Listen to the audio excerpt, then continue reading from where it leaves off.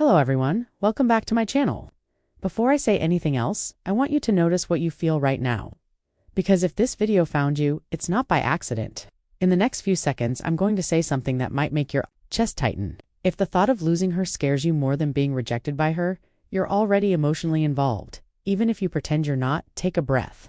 And if you want deeper truths like this, subscribe to the channel and like this video because what I'm sharing today is meant for men who are ready to grow. I'm speaking to you not as a judge, but as a psychologist who has listened to thousands of men whisper the same fear.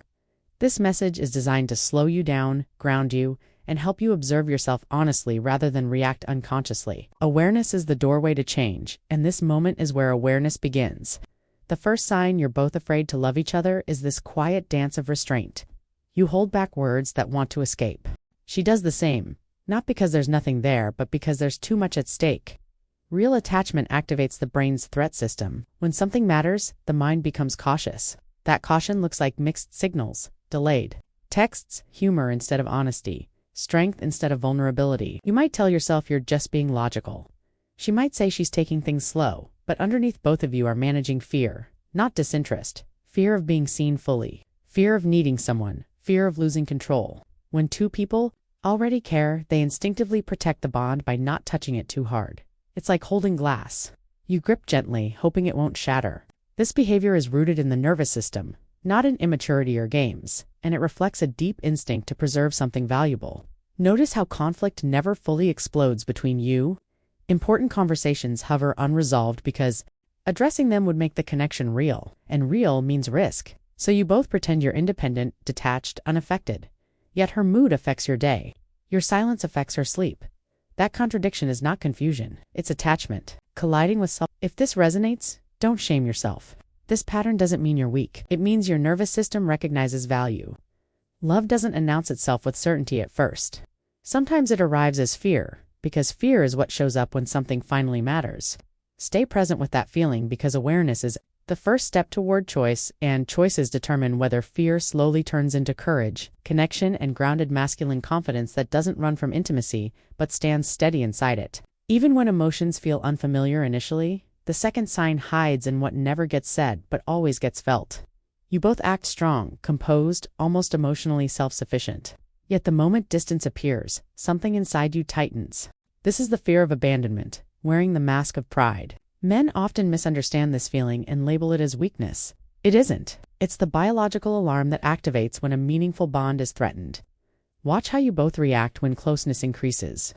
Right after a deep moment, someone pulls back. Maybe it's you becoming quieter. Maybe it's her suddenly acting busy. This isn't manipulation, it's emotional regulation. When intimacy rises, the brain anticipates pain, so it creates space to regain control. The problem is both of you are doing it at the same time, mirroring each other's defenses, which creates misunderstanding rather than clarity.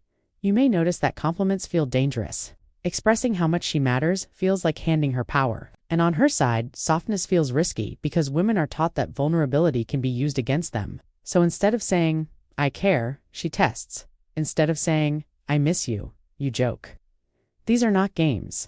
They are protective strategies, learned long before you met each other. What's crucial for you to understand as a man is this fear of love doesn't come from lack of experience. It comes from emotional memory. Past disappointments teach the nervous system to stay alert. Even confident, disciplined men carry this imprint, especially men who value control. Love asks for presence, not dominance. That's why it feels destabilizing. This is where emotional maturity begins to replace emotional armor. Notice how you both feel safest in moments of shared silence rather than direct emotional exposure. Sitting together feels easier than defining the relationship. That's because presence feels controllable while definition feels permanent. Permanence triggers fear, because permanence implies loss is possible. This is where masculine maturity matters. Not forcing clarity, not withdrawing into indifference, but tolerating the discomfort of caring without immediately needing guarantees. Strength here is not stoicism, it's emotional steadiness. When you don't punish yourself for caring, and you don't punish her for hesitating, something shifts. Emotional safety grows when fear is met with patience rather than pressure.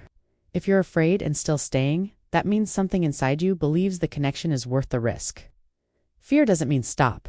Fear means slow down and become conscious, because when two people are afraid in the same way, they're not distant. They're standing at the same emotional edge. waiting for someone to prove that closeness doesn't always end in loss, betrayal, or disappearance, but can grow safely through patience, grounded confidence, and emotionally intelligent leadership from within. Leadership here means regulation, not control, and presence, not performance.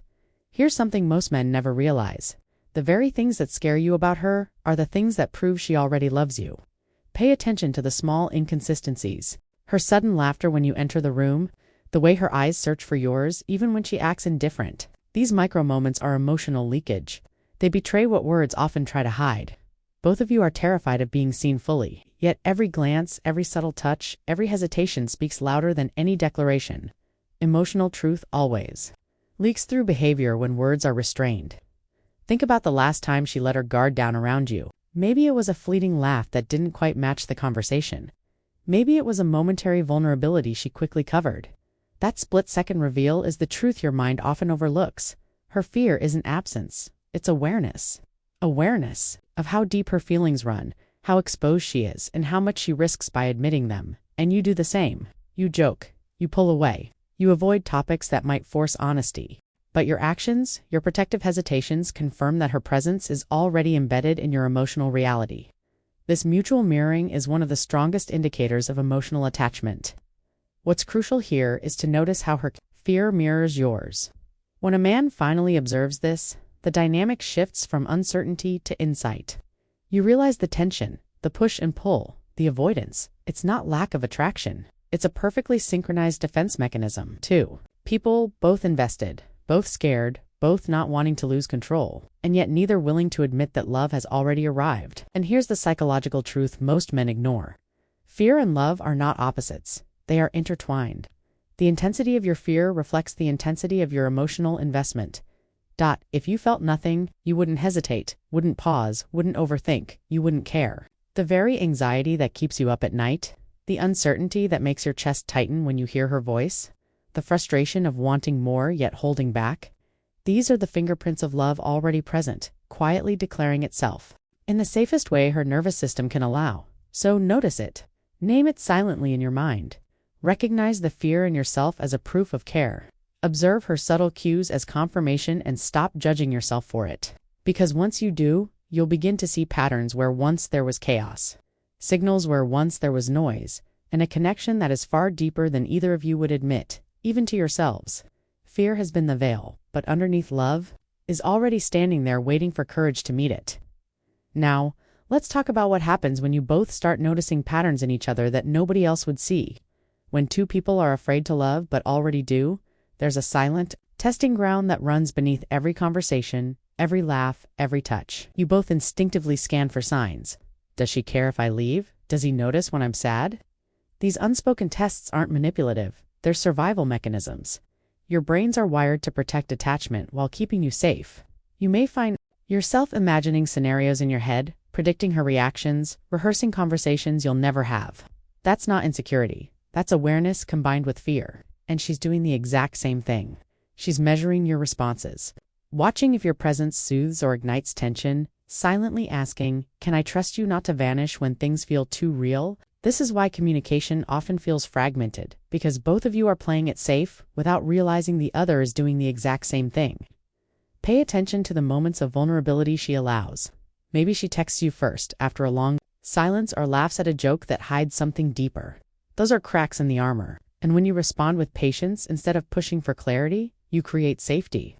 Safety is the invisible currency of love that fear alone cannot buy. Notice how your emotions spike in small ways. A kind word feels heavy. A glance